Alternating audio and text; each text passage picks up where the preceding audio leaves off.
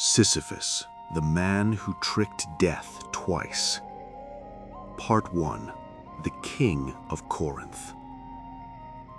Sisyphus was the founder and first king of Corinth, then called Ephyra. He was not a demigod, nor did he have super strength. His power was his mind. He was, without a doubt, the craftiest and most cunning of all mortals. He made his city wealthy through commerce and trade, but he was also ruthless. He violated the sacred laws of hospitality, xenia, by killing guests to maintain his power, a crime that Zeus, the protector of guests, watched with growing anger. Sisyphus believed he could outsmart anyone, even the gods, and for a long time, he was right. Part 2. The trade with the river god. His first major conflict with Olympus began with a witness account. One day, Sisyphus saw a massive eagle fly past, carrying a beautiful maiden in its talons. He recognized the eagle as Zeus and the maiden as Aegina, the daughter of the river god Asopus. When Asopus came searching for his daughter, frantic and grieving, Sisyphus saw an opportunity. He didn't just give the information away, he made a deal. "I will tell you where your daughter is," Sisyphus said, "if you create an eternal spring of fresh water from my city." The deal was struck.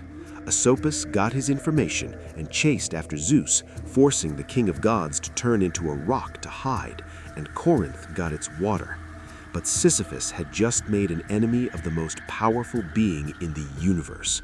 Zeus was furious, not just at being caught, but at being traded for a water fountain. Part 3. Chaining death. Zeus ordered Thanatos, the personification of death, to chain Sisyphus in the underworld immediately.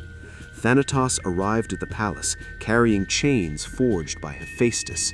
Most mortals would tremble, but Sisyphus smiled. He acted innocent and curious. "These chains are magnificent," he told Death, "but I do not understand how they work. Could you demonstrate them on yourself first?" Incredibly, Thanatos, who was used to fear, not trickery, fell for it. He put the chains on his own wrists to show Sisyphus. In a flash, Sisyphus locked them tight. Death was bound. For weeks, no one died. Soldiers in battle were run through with swords but kept fighting. The sick stopped breathing but did not pass away.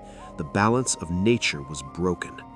Ares, the god of war, was the most annoyed. Wars are no fun if no one dies. Eventually, Ares marched into Sisyphus's palace, freed Thanatos, and handed Sisyphus over to him. Part 4. The unburied body. This time, there were no tricks. Hermes himself dragged Sisyphus's soul down to the deepest pit of Tartarus.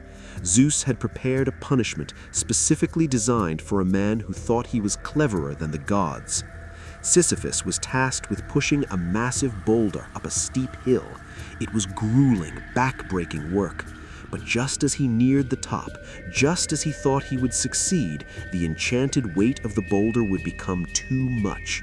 It would slip from his grasp and roll all the way back down to the bottom.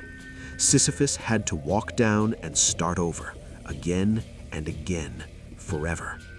It is the ultimate punishment of futility, a task with no hope, no end, and no meaning. Part 6. The Absurd Hero. Why is this story so famous? Because in a way, Sisyphus represents the human condition. We wake up, we work, we struggle, and the next day we do it all over again. But the French philosopher Albert Camus imagined Sisyphus happy. He argued that the struggle itself is enough to fill a man's heart. Sisyphus knows his fate, he accepts it, and in his refusal to give up, he is still, in a strange way, the master of his own destiny. He is still fighting the gods, one step at a time.